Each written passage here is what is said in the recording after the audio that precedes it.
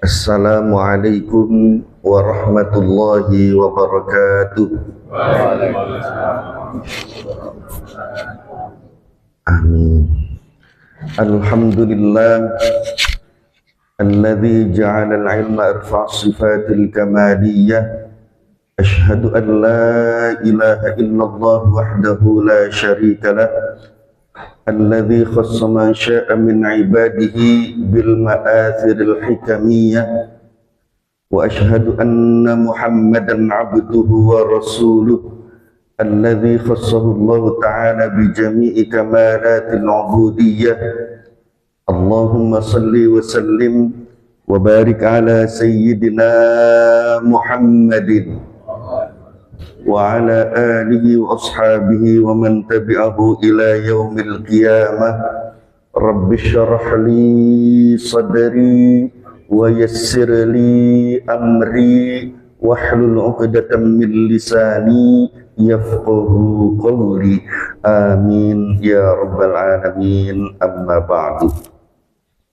Alhamdulillah, Maha baik Allah yang sampai detik ini kita semua insya Allah masih dianugerahkan oleh Allah keislaman, keimanan, dan keihsanan.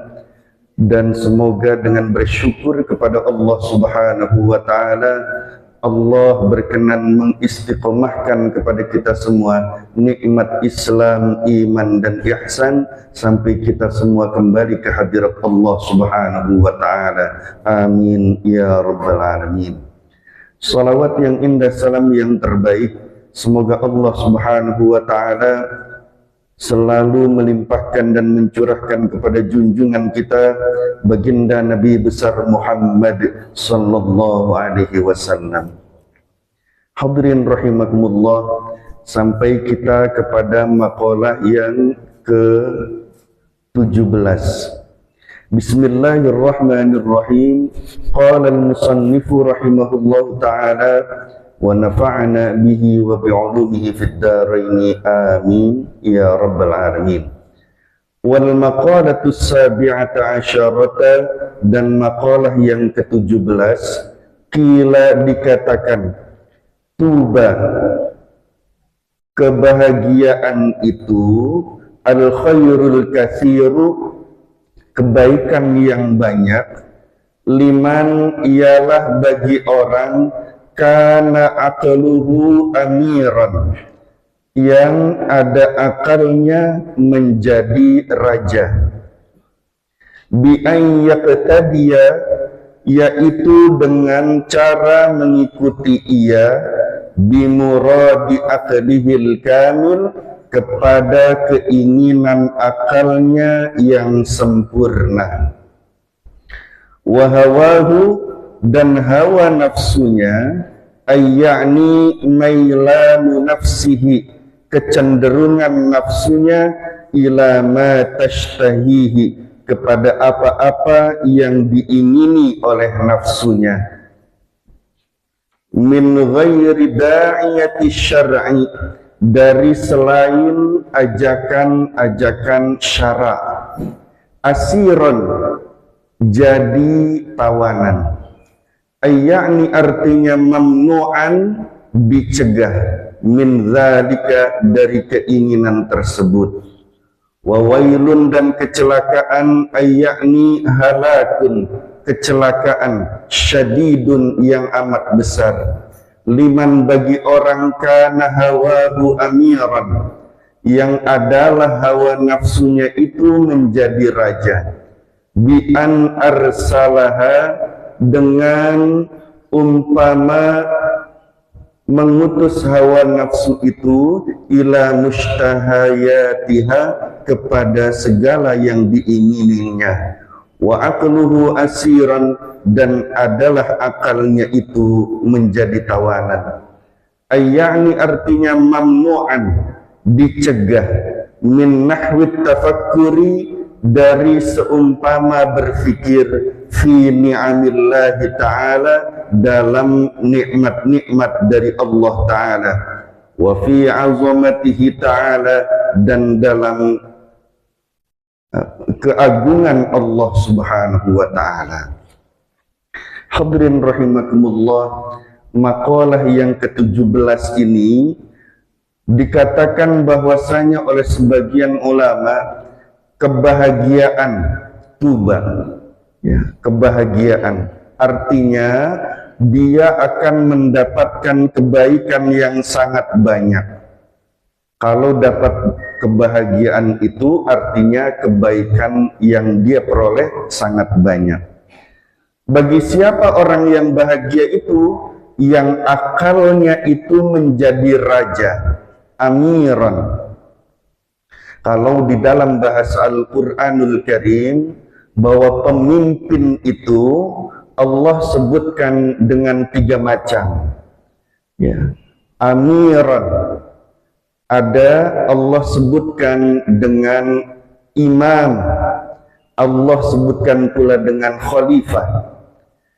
Pemimpin itu harus jadi imam, dia berada di depan, imam itu ada di depan. Pemimpin juga kadang dia harus siap berada di belakang, maka namanya khalifah.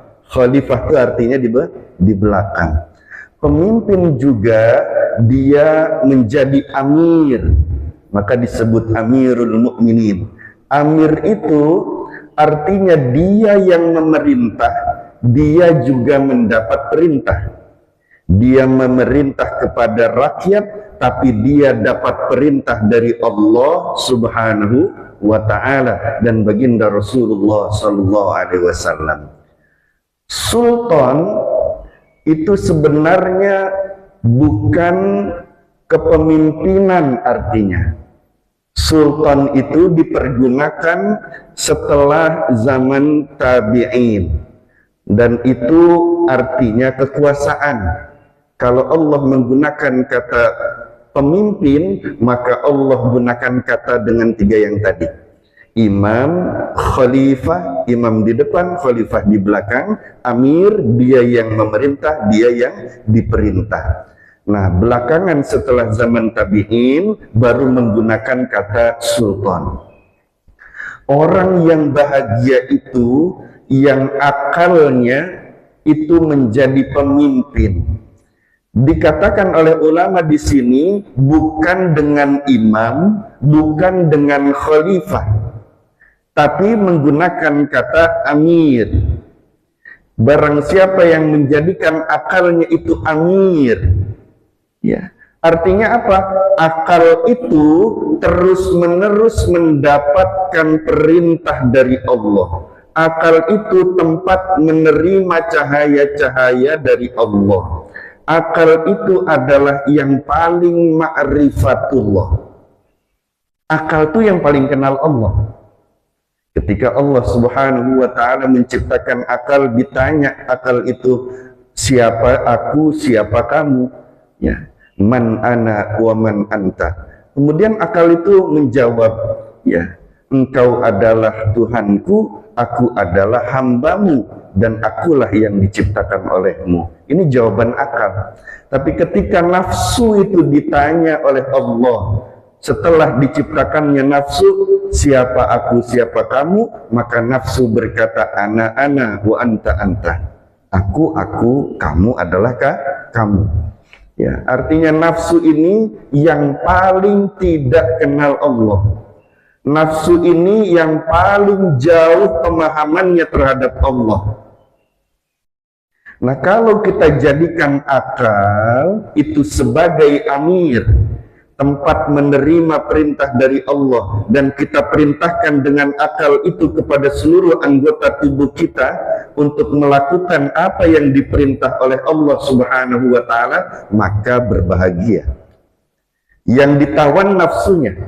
Karena yang perang di dalam hati manusia itu selain 4 bisikan, itu akal dan nafsu. Akal tempatnya malaikat, tempatnya bisikan Allah Subhanahu wa ta'ala. Nafsu tempatnya syaitan, iblis, dan bisikan-bisikannya. Maka perang di sana. Nah, kemudian kalau dia itu mengikuti akalnya al-kamil yang sempurna, dan nafsunya itu dijadikan asiran, sebagai tawanan, maka dia akan tercegah dari segala macam kehancuran-kehancuran. Kita bahas begini. Kalau kita sholat Jumat, itu seringkali diwasiatkan dan menjadi rukun khutbah memang oleh khotib itu, wasiat takwa. Kenapa wasiat itu wasiat takwa? Kenapa bukan wasiat tentang keislaman? Kenapa bukan wasiat keimanan? Kenapa bukan wasiat keihsanan? Kenapa bukan wasiat untuk membuat sesuatu, melakukan sesuatu yang itu dalam konteks kebaikan-kebaikan, tapi wasiat itu takwa. Karena artinya takwa itu keinginan yang terbaik ya untuk melaksanakan perintah Allah, niat terbaik untuk mengerjakan apa yang diperintah Allah, ya, azam terbaik untuk membuat rencana-rencana di dalam menjalankan perintah Allah, strategi-strategi. Ya. Maka yang dijadikan wajib di khutbah Jumat itu bukan wasiat yang lain, tapi wasiat takwa. Belum tentu orang yang sudah mendapatkan keislaman dalam hatinya itu muncul keinginan takwanya. Belum tentu. Belum tentu muncul keinginan patuh terhadap Allahnya. Belum tentu keinginan untuk taat kepada Allah itu bisa mengalahkan nafsunya. Belum tentu. Ya, contoh sekarang begini. Pak, lumayan 2 orang ya. Pak, oh alhamdulillah masih hidup Bapak tuh ya. Pak, labbaik. Kalau dipanggil labbaik jawabannya ya. Alhamdulillah. Sekarang Adi mau tanya, kalau bapak-bapak ini di rumah karena nggak cocok sama istri pendapatnya terhadap sesuatu, bapak dimarahi sama istri. Ya, bapak ini sebagai pemimpin rumah tangga, betul nggak? Kira-kira sikap bapak yang pertama kali keluar itu nafsu atau akal yang mendapat perintah terus-menerus dari Allah? Kira-kira bapak-bapak marah juga nggak sama istri? Oh enggak, alhamdulillah. Ya, jadi kalau dimarahin sama istri diam aja ya Pak ya. Ya karena emang takut sama istri. Bu, ibu-ibu suka nyesel nggak kalau ibu-ibu itu habis marahin suami, habis marahin anak, suka nyesel nggak? Ya, suka sedih ya. Kenapa saya begitu? Gitu. Oh enggak sedih Pak. Ya. Kenapa sedih? Ya, karena sifat dasar manusia itu dia menghamba kepada Allah. Sifat dasar manusia itu menghamba kepada Allah karena sudah berjanji di alam ruh, bala syahidna. Ketika Allah menyampaikan, betul tidak saya ini Tuhan kamu? Iya ya Allah, betul, kami menjadi saksi. Dan ini adalah sifat dasar manusia yang inginnya menghamba kepada Allah. Dan potensi yang besar tuh Allah berikan akal sama nafsu. Ini perang terus. Kalau yang menang itu akal di dalam menjalankan kehidupan kita nih, maka dia akan bahagia. Tapi kalau yang dijadikan pemimpin itu adalah nafsu, maka dia akan celaka, dia akan hancur. Karena kalau nafsu itu, dia mendapat perintah bukan dari Allah. Dia dibisikkannya itu oleh siapa? Syaitan, iblis, dan bala tentaranya. Maka tadi kiai kita sebelum naik memimpin sholat, beliau membaca Rabbi a'udzubika min hamazatis syayatin, gitu ya. Wa a'udzubika Rabbi ayyahdurun. Duhai Allah, aku berlindung kepadamu dari bisikan-bisikan syaitan. ya, dan aku berlindung padamu bahkan dari kehadirannya. Ya, kita tolak dia, belum hadir aja sudah kita mohon perlindungan kepada Allah Subhanahu wa taala. Nah, kalau nafsu itu dijadikan amir, amir artinya tadi yang memerintah dan yang diperintah, dia terus-menerus mendapat perintah dan bisikan dari iblis dan syaitan. Sehingga nafsu itu mengambil keputusan, memerintahkan kepada seluruh anggota tubuh yang ada pada diri kita, melakukan apa yang diinginkan oleh iblis, syaitan, dan bala tentaranya itu. Na'udzubillahi min dzalik. Ya. Nah sekarang begini, Bu, labbaik, Bu, kalau ibu-ibu makan, sebelum makan, ya, atau pada saat menyuap makanan itu ada niat menjalankan perintah Allah nggak? Minum. Bapak kalau mau minum, minumnya itu karena haus, pengen minum, atau karena menjalankan perintah Allah? Haus ya, betul? Haus. Haus tuh sehingga menimbulkan dari dorongan haus itu keinginan untuk minum. Keinginan yang timbul itu dari nafsu, Pak. Maka harus kita langsung proteksi keinginan yang nafsu tadi, ditahan, dijadikan tahanan, asiron, ditahan. Kita ganti dengan apa? Kita ganti dengan akal yang mendapat perintah dari Allah. Hei, kamu makan, kamu minum itu diperintah Allah. Kulu washrabu wa la tusrifu. Makanlah kamu, minumlah kamu, ya, tapi jangan berlebihan. Fa innallaha la yuhibbul musrifin. Karena sesungguhnya Allah tidak mencintai orang yang berlebihan. Jadi ketika timbul keinginan untuk minum, ditahan keinginan itu, diganti Bismillahirrahmanirrahim. Ini di hatinya ngomong begini, di hati, bukan dengan lisan lahiriah. Nanti beda lagi kalau ada rukun qauli, ya. Nah, ini di hati ngomongnya, karena niat itu di mana? Di hati. Bismillahirrahmanirrahim. Alhamdulillahi rabbil alamin. Allahumma salli ala sayyidina Muhammadin wa ala ali sayyidina Muhammad.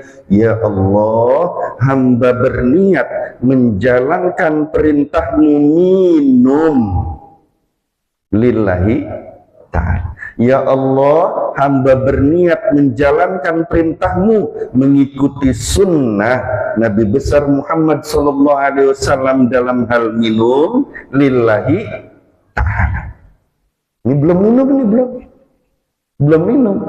Ya, dia baca doa dulu karena niatnya menjalankan perintah Allah, mengikuti Rasul SAW. Maka dia sebelum minum dia baca doa dulu. Bismillahirrahmanirrahim minimal. Atau ditambah Allahumma barik lana fima razaqtana wa qina adzabannar. Dia akan minum tanpa bersandar. Ya, dia akan minum dalam keadaan duduk tegak, kemudian minumnya pakai tangan kanan, diambil pakai tangan kanan, minum dengan 3 kali tegukan. Bismillah seruput glek alhamdulillah. Bismillah seruput glek alhamdulillah. Bismillah seruput glek alhamdulillah. Dia taruh itu gelasnya, kemudian bersyukur kepada Allah. Alhamdulillahilladzi saqani hadza wa razaqanihi min ghairi haulin minni wala quwwah. Itu urutan minum, Pak. Kalau akalnya menjadi pemimpin. Kira-kira minum kita sudah begitu belum? Seringkali kalau lagi panas atau lagi siang-siangnya buka kulkas, ambil botol, blek-blek. Betul ya? Kita nggak peduli lagi mau duduk apa mau pakai tangan mana, ya. Nggak peduli lagi baca doa atau tidak, ya minimal bismillah sajalah, kan gitu. Bismillah, blek-blek. Nggak peduli nafas di dalam bejana atau tidak, betul? Tidak peduli 3 kali nafasan atau tidak.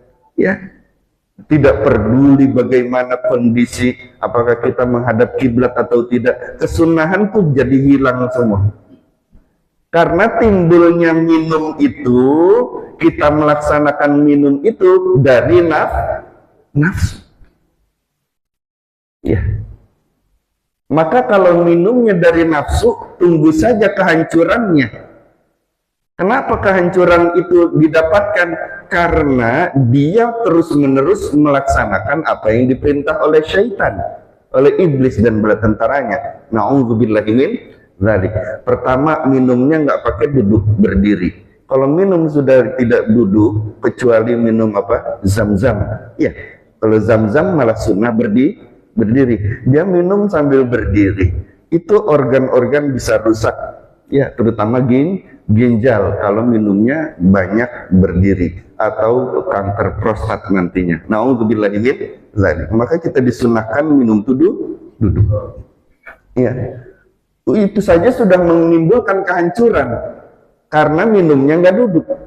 Minum nggak baca doa, minum tidak melaksanakan yang disunahkan Rasul SAW, ya kehancuran demi kehancuran nanti didapatkan. Ya, minumnya, energi yang dihasilkannya karena nggak baca doa, nggak ngikutin Rasul SAW, tidak berpotensi mencintai dan dicintai Allah. Ya, minumnya itu tidak dijaga, sehingga energi yang didapatkan dia akan membawa kepada ketidakbaikan.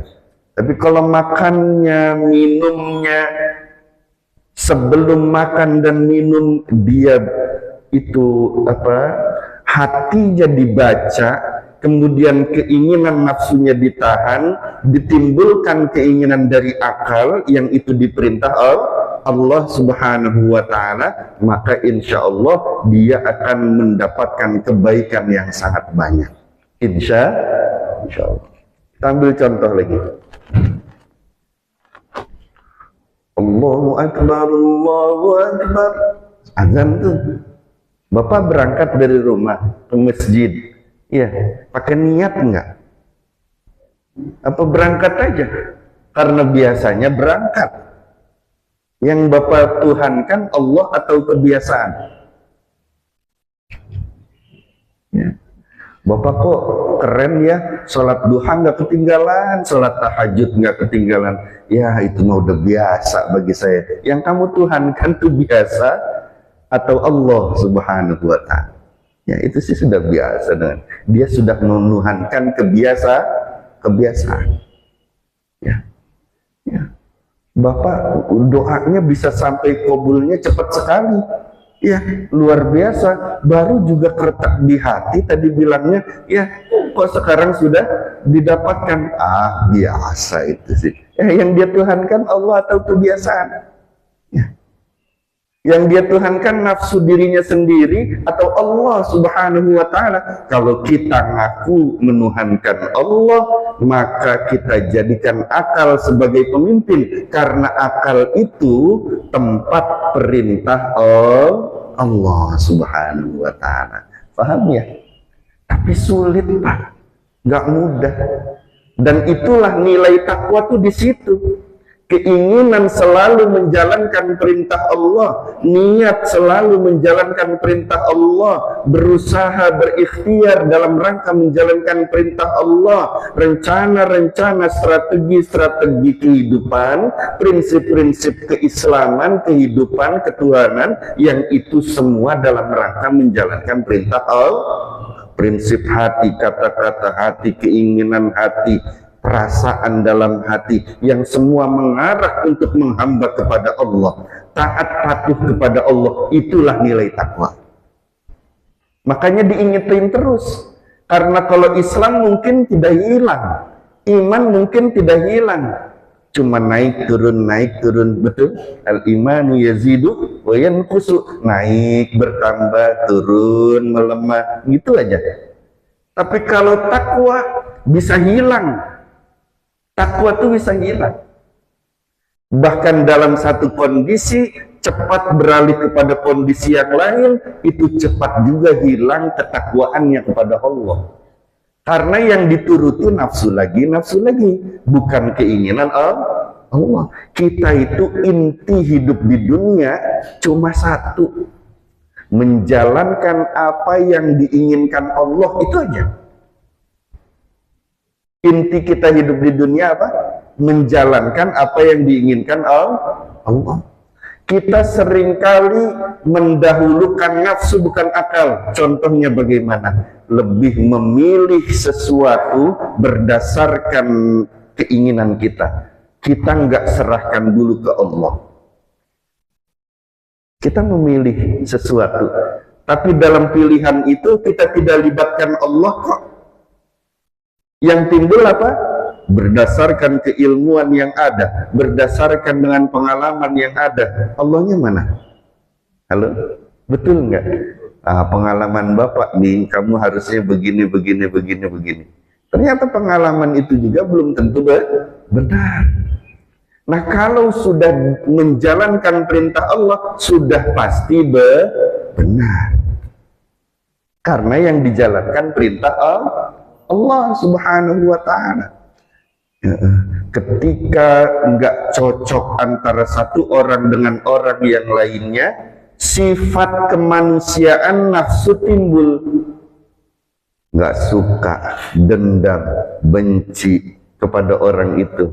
Ya, ngomel-ngomel di hati, capek hatinya, capek pikirannya mikirin orang itu terus. Ini kalau udah nggak cocok sama orang nih, itu yang timbul, betul nggak? Ya, karena yang timbulnya itu bikin hati capek. Kenapa? Karena dia menuruti nafsu sebagai pimpinannya. Tapi kalau akal yang menjadi pimpinannya, Allah perintahkan memaklumi, saya maklumi. Allah perintahkan memaafkan, walaupun nggak cocok, saya maafkan. Allah perintahkan tetap berbuat baik, karena perbuatan baik itu akan kembali kepada diri kita sendiri. Kita jadinya berbuat baik, tetap berbuat baik kepada dirinya, walaupun dia menyakiti kita. Betul? Ini kalau akal yang dijadikan pemimpin. Ya, maka kita harus benar-benar sensitif hatinya, dibaca segala macam apa yang ingin kita lakukan itu ditafakuri dulu, difikirkan dulu. Ya, bahkan Sayyidina Abu Bakar As-Siddiq radhiyallahu taala anhu ardoh, itu di mulutnya selalu tersimpan kerikil, ya, batu gitu. Di mulutnya ada dua, di mulut Sayyidina Abu Bakar As-Siddiq. Kalau mau ngomong dikeluarin dulu, tapi sebelum ngomong sambil mengeluarkan apa? Itu batu yang ada di mulutnya, sambil difikirkan apa yang dikatakannya ini dari nafsu apa dari akal. Yang difikirkan itu nanti apa yang diucapkan manfaat atau tidak, bernilai ketakwaan atau tidak, ini yang difikirkan. Kalau kita kan enggak, ya Pak, ya, ditanya ini langsung jawab. Betul? Kita nggak serahkan dulu kepada Allah. Kira-kira yang kita omong ini bermanfaat tidak? Menyinggung perasaan orang lain atau tidak? Perkataan kita mengandung hal yang merendahkan martabat orang atau tidak?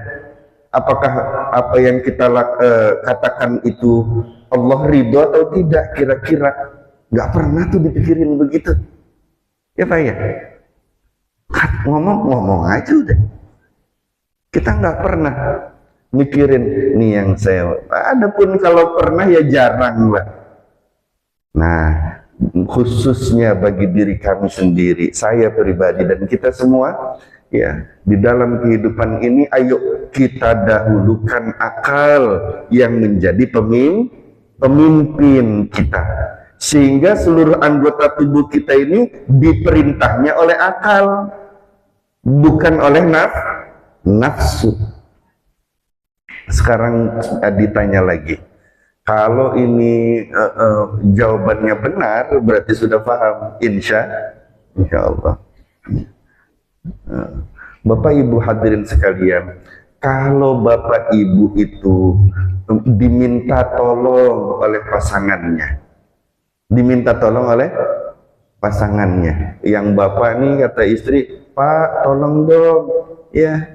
Nah, yang pertama kali timbul dalam hati bapak, pikiran bapak sekalian, apa yang ada? Apa yang timbul Pak? Halo? Diminta tolong nih, Pak saya lagi repot tolongin dong. Apa yang timbul? Kosong hatinya, kosong pikirannya. Yang ada ya sudah tolongin aja, orang kita juga nggak lagi ngapa-ngapain, betul nggak? Ada sikap hati nggak yang ada di situ? Nggak ada. Apa yang timbul dari situ? Timbulnya karena kebiasaan, kebiasaan dari menuruti nafsu. Ya, biar enak itu istri, biar nggak marah itu istri, biar istri itu nyaman kalau ada kita, merasa ditolong sama kita. Itu yang terjadi. Kita nggak pikirkan tuh di situ. Istri minta tolong, Allah perintahkan, wa ta'awanu 'alal birri wat taqwa. Tolong menolonglah kamu. Maka ketika istri itu minta tolong sama kita, kitanya hatinya langsung menuju Allah, hatinya langsung menghadap Allah. Bismillahirrahmanirrahim. Minimal, ya Allah, hamba berniat menjalankan perintahmu, menolong kepada sesama dalam kebaikan lillahi ta'ala. Pernah begitu nggak Pak? Belum ya? Khusus bagi diri kami dan kita semua, kalau belum, ayo. Kalau yang sudah ada seperti itu dalam hati, maka disyukuri di hadapan Allah. Yang belum, mari kita adakan, insya Allah. Ya. Dalam satu rumah tangga misalnya, di situ ada seorang istri, suaminya kerja seharian, istri ngurusin rumah, ya Bu ya, 24 jam kalau istri itu kerjanya. Kalau suami kerja paling 12 jam, kalau istri 24 jam ikut kerjaannya istri, Masya Allah ya. Dan suaminya sibuk kerja, anak pertamanya sibuk kuliah, anak keduanya sibuk belajar untuk di SMA, nggak ada yang mau ngebantuin dia. Ya, istrinya capek sendirian di rumah, dari mulai nyapu, ngepel, nyuci piring, nyuci baju, masak, gendong anak yang paling kecil, halo, nyetrika, itu istri semua yang ngerjain. Wah, sibuk dia. Tiba-tiba dalam hatinya timbul, capek banget ya, capek. Kenapa capek? Ya, saya ngerjain, yang ini saya yang ngerjain, nggak dibantuin lagi sama suami. Anak-anak juga sudah pada besar tapi nggak ada yang bantuin. Akhirnya yang timbul ngeluh, akhirnya yang timbul protes ya.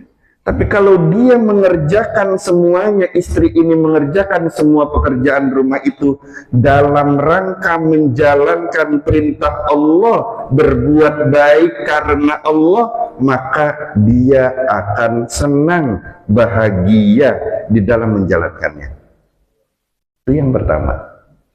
Oh, sekarang ngapain nih? Masak nih. Alhamdulillah, saya ingin menjadi orang yang dermawan.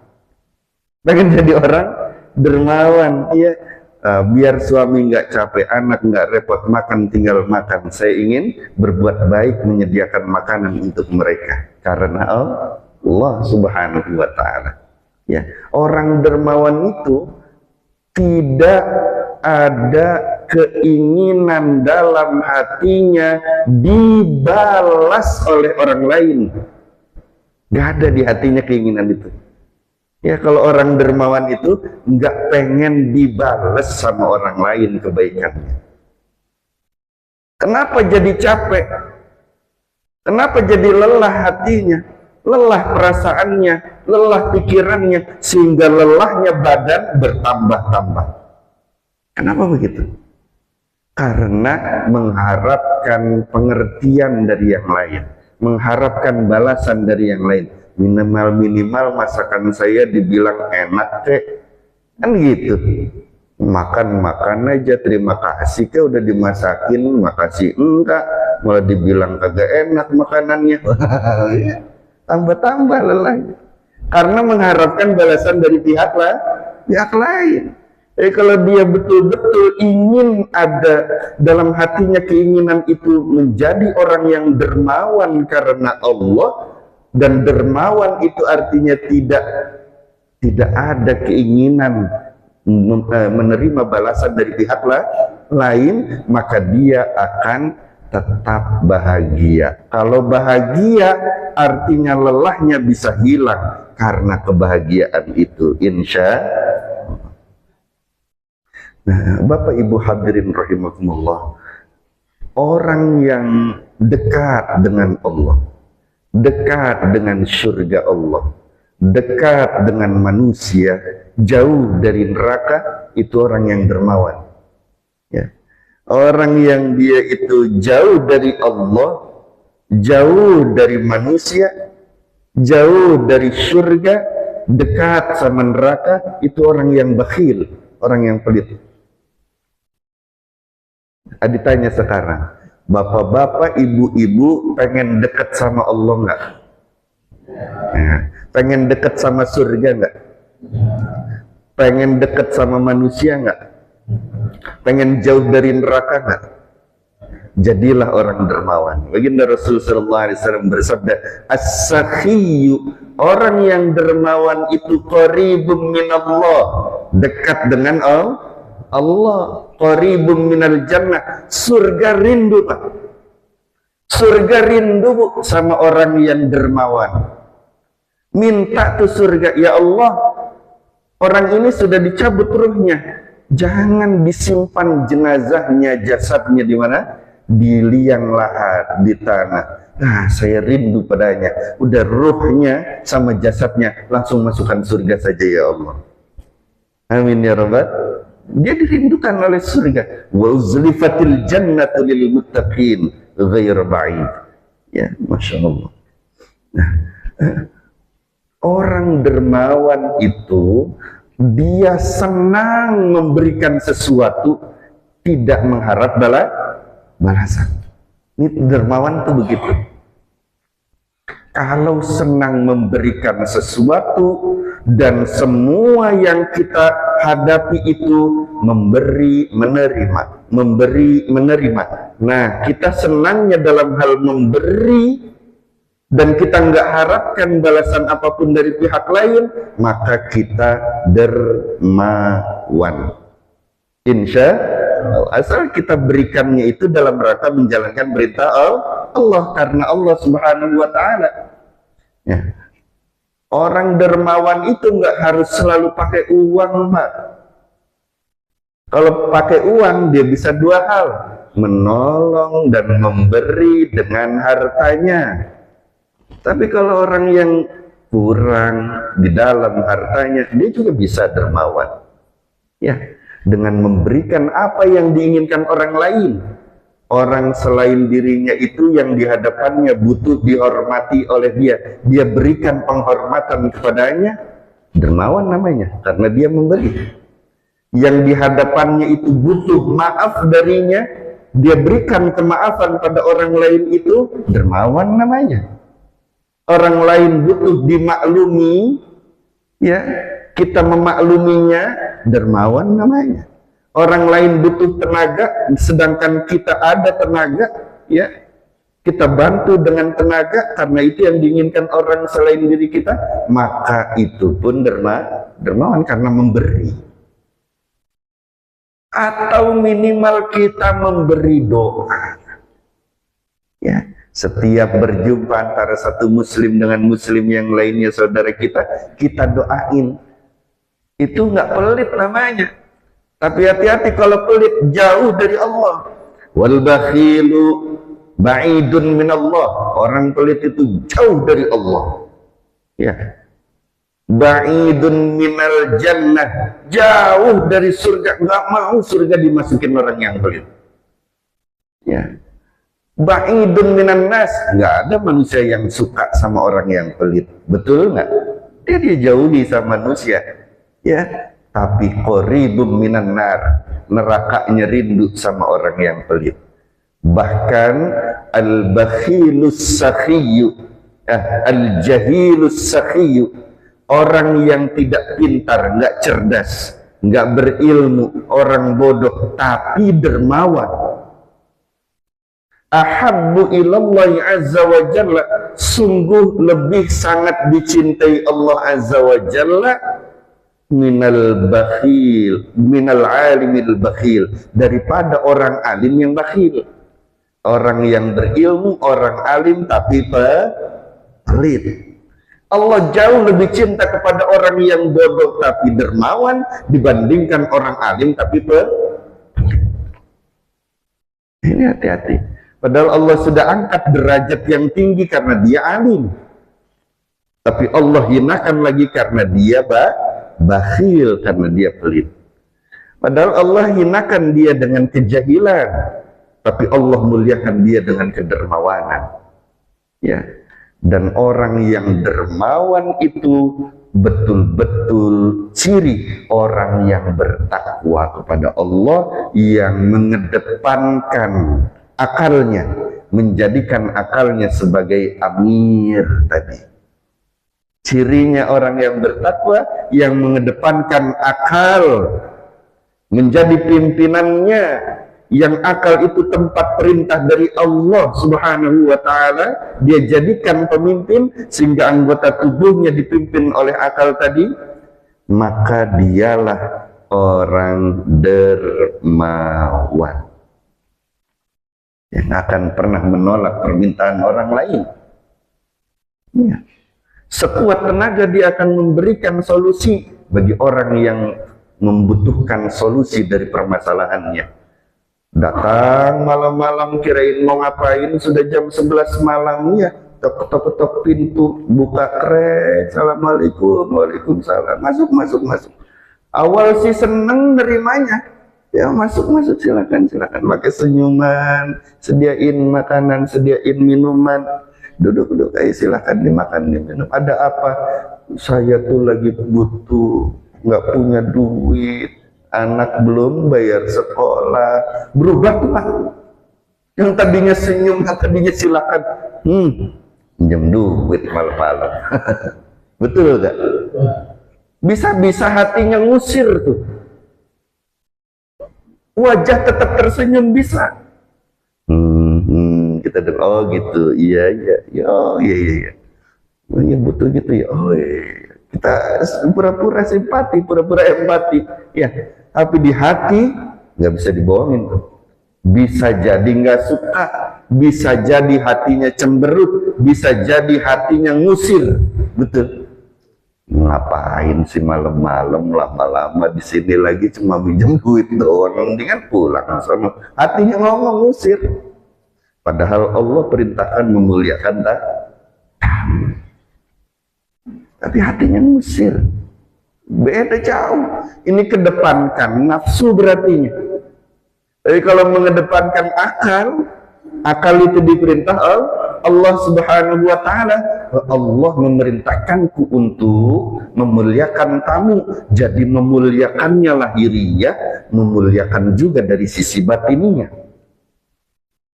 Kalau kita nggak ada apa yang dia inginkan berupa harta, misalnya pinjem dong barang 1 juta aja, aduh mana duit tinggal 1 juta, kayak tahu aja dia ya, duit yang ada tinggal 1 juta, dia pinjem 1 juta, mau dikemanain? Besok saya mau bayaran juga buat anak saya, tapi dipinjam oleh dirinya. Kita nggak bisa memberikan itu, minimal jangan menyakitinya. Katakan padanya, baik, insya Allah coba saya akan hubungi siapa orang yang bisa meminjamkan ya. Nah, sebentar, coba ditelepon anaknya. Nah, punya duit segini enggak? Oh ada ya, boleh dipinjam sama ayah dulu, karena ayah sedang ada perlu. Ya siap, langsung ditransfer sama anaknya. Dia nggak punya, tapi dia berikan solusi. Dia tetap memberikan sesuatu yang terbaik. Insya Ini kalau mengedepankan akal, dia akan terus-menerus mudah menerima perintah-perintah dari Allah. Maka kenapa di khutbah Jumat yang diwasiatkan adalah takwa, yang terus-menerus diulang adalah meningkatkan ketakwaan kepada Allah Subhanahu wa taala. Karena takwa itu asalnya dari mengedepankan akal yang menjadi pimpinan, sehingga mudah di dalam menjalankan perintah Allah, ikhlas dalam menjalankan perintah Allah. Insya Allah. Kami rasa cukup sampai di sini. Jika ada yang ingin bertanya, kami persilahkan. Sudah syuruk belum ya? Belum ya? Berapa menit? Oh, masih lama ya? Ya, silahkan jika ada yang ingin bertanya.